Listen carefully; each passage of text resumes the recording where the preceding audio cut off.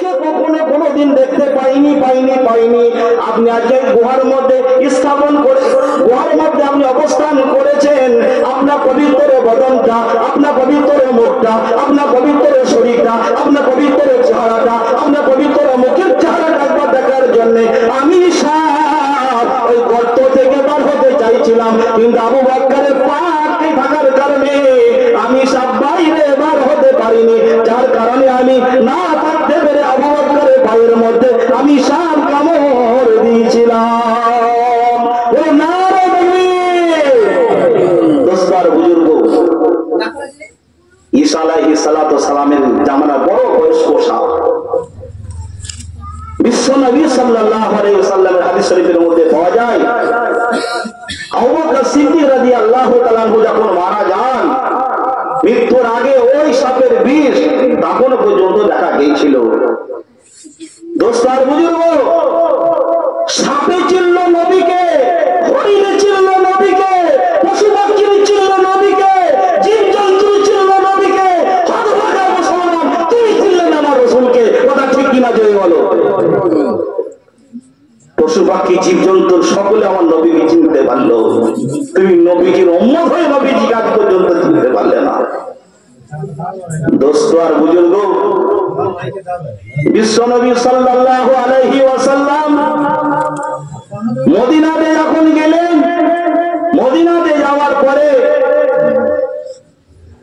আইয়ুব আনসারী রাদিয়াল্লাহু তাআলা আনহুর বাড়িতে বিশ্ব নবী সাল্লাল্লাহু আলাইহি ওয়াসাল্লাম তিনি প্রথমে উঠেছিলেন।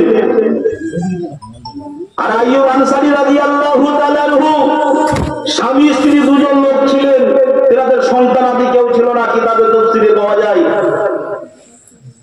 বিশ্ব নবী সাল্লাল্লাহু আলাইহি ওয়াসাল্লামের থাকার ব্যবস্থা রাত্রি দুপুরে করেছিলেন।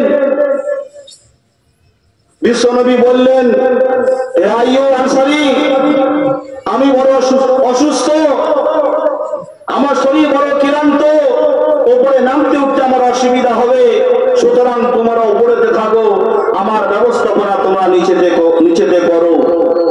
নবীজি থাকার ব্যবস্থাপনা নিচেতে করেছিলেন।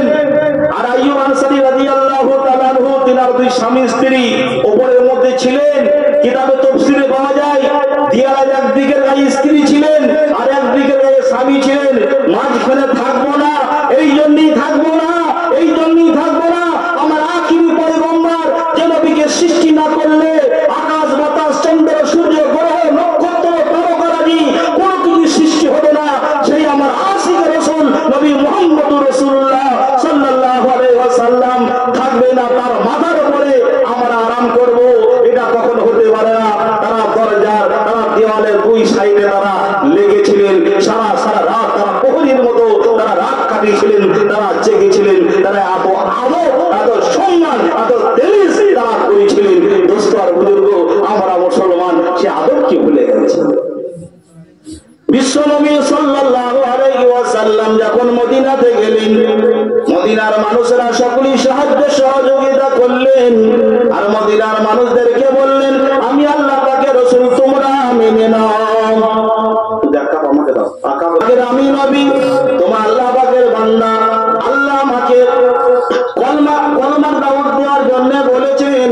আল্লাহ পাকের হুকুম আছে, তোমরা পড়ে নাও লা ইলাহা ইল্লাল্লাহ মুহাম্মাদুর রাসূলুল্লাহ সাল্লাল্লাহু আলাইহি ওয়াসাল্লাম। মদিনার মানুষরা খুশি হয়ে গেল, মদিনার মানুষরা স্বাগতম জানাতে শুরু করলো, মদিনার মানুষরা ওয়েলকাম জানাতে শুরু করলো।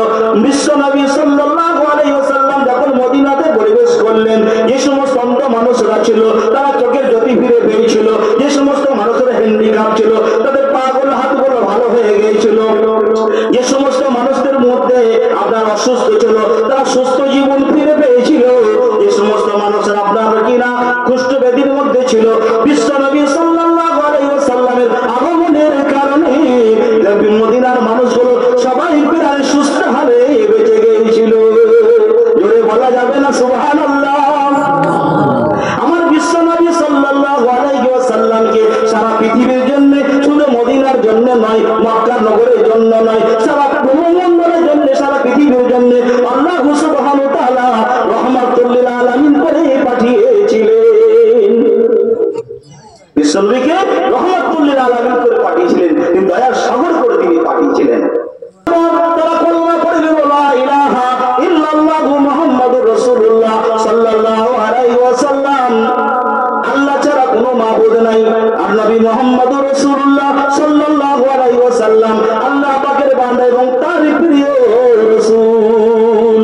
আজা কিছু হয় আল্লাহর তরফ থেকেই হয়, এই কথা যখন তাদের দিলের মধ্যে কি এসে গেল, আল্লাহকে তারা মানতে শুরু করলো, নবীকে তারা মানতে শুরু করলো, নবীর ইত্তেবা তারা করলো, নবীর অনুসরণ তারা করলো, নবীর কলমার প্রতি তারা অটুট থাকলো, নবীর কলমার উপরে তারা জীবন যাপন করতে শুরু করলো, নবীর কলমার উপরে তারা যখন জীবন যাপন করতে শুরু করলো, আল্লাহ সুবহানাহু ওয়া তাআলা ওই মদিনাকে মদিনা রাখলেন না, সোনার মদিনা বানিয়ে দিলেন।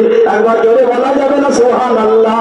ওগো বিশ্বের মুসলমান, ওগো আকন্দের মুসলমান, ওগো নাকাশিপাড়া মুসলমান, ওগো নদিয়ার মুসলমান, ওগো মাঝের গ্রামের অঞ্চলের মুসলমান, তোমরা যদি নবীর অনুকরণ যদি তোমরা করো, আল্লাহ সুবহানাহু ওয়া তাআলা ওই মদিনাতে যেমন শান্তি দিয়েছিলেন, আকন্দার মাটিতে আল্লাহ সুবহানাহু ওয়া তাআলা শান্তির বার্তা পাঠিয়ে দেবেন, শান্তির হাওয়াকে চালিয়ে দেবেন, অশান্তিতে থাকবে না, ঘরে ঘরে শান্তি আর শান্তি থাকবে। মানতে রাজি আছি ইনশাআল্লাহ মুসলমান? দোস্ত আর বুজুর্গ, আমরা যতদিন বাঁচবো আল্লাহর হুকুম, নবীর ইত্তেবা, অনুসরণ, অনুকরণ করে চলবো, 5 ওয়াক্ত নামাজকে পড়বো, নবী যে পথে চলেছেন, নবী যে পথে চলতে বলেছেন সে পথে আমরা চলবো, বলুন ইনশাআল্লাহ। নবীর পথে চলেছেন, আল্লাহর হুকুমের পথে চলেছেন হযরত আবু বকর সিদ্দিক রাদিয়াল্লাহু তাআলা আনহু, হযরত আলী রাদিয়াল্লাহু তাআলা আনহু, হযরত উসমান গনি রাদিয়াল্লাহু তাআলা আনহু, হযরত সালমান ফারসি রাদিয়াল্লাহু তাআলা আনহু, তিনারা যে চলেছেন, তিনারা যে ঈমান এনেছেন, তিনারা যে ভালোবেসেছেন, সেই ঈমান আনা, সেই ভালোবাসা আমরাও করব। আমরা দুনিয়ার কোনো মানুষকে ফলো করে চলবো না, আমরা ঋতুপর্ণাকে ফলো করবো না, রচনা ব্যানার্জিকে ফলো করবো না, আর আপনার কিনা কোনো নায়ক নায়িকাকে ফলো করবো না, আমরা শুধুমাত্র ফলো করবো আমার আখিরি পয়গম্বর নবী মুহাম্মদুর রাসূলুল্লাহ সাল্লাল্লাহু আলাইহি ওয়াসাল্লামকে। আল্লাহ সুবহানাহু ওয়া তাআলা তিনাকে এই পৃথিবীতে মডেল স্বরূপ পাঠিয়েছিলেন, সেটা হলো পবিত্র কোরআন। লাকাদ কানা লাকুম ফি রাসূলিল্লাহি উসওয়াতুন হাসানাহ। এই বিশ্বের মানুষ, এই মানুষ জাতি, তোমরা জেনে নাও, আমি নবী মুহাম্মদুর রাসূলুল্লাহ সাল্লাল্লাহু আলাইহি ওয়াসাল্লামকে তোমাদের জন্য মডেল স্বরূপ পাঠিয়েছি। ওই মডেলের তোমরা অনুসরণ, অনুকরণ করো। ওই মডেলটা কেমন ছিল, ওই মডেলের চুল কেমন ছিল, ওই মডেলে হাঁটা কেমন ছিল, ওই মডেলে খাওয়া কেমন ছিল, ওই মডেলে কথাবার্তা কেমন ছিল, ওই মডেল মানুষের সাথে কেমন তারা লেনদেন করতেন, কেমন তারা কথাবার্তা করতেন, সেই মডেলের প্রতি তোমার লক্ষ্য রেখে সেই মডেলের তোমার অনুসরণকারী হয়ে তোমরা জীবন যাপন করো। আমি আল্লাহ কথা দিচ্ছি।